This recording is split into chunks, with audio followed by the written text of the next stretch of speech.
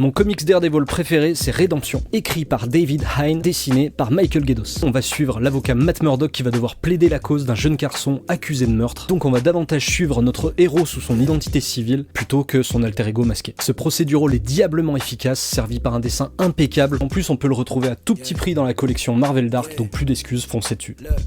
Moi, je vais vous présenter Sous l'aile du diable, écrit par Kevin Smith et Joey Quesada. Joey Quesada, il est là, il est au dessin. Moi, ce récit-là, je le connais pas. Et franchement, je trouve qu'il est vraiment bien écrit parce que moi, j'aimais pas vraiment Daredevil à l'époque. C'est le premier récit que j'ai lu. Là, on voit dans ce récit, par exemple, qui revient avec Black Widow. C'est un récit qui repousse le justicier dans ses retranchements, même dans ses croyances, dans ses convictions, avec ses amis, sa famille. Il est vraiment bien rythmé et le final, il est époustouflant. C'était vraiment une agréable surprise. Récit que vous pourrez trouver sous différentes versions. Bon, moi, c'est du souple, mais c'est vraiment un très très beau récit que je vous conseille.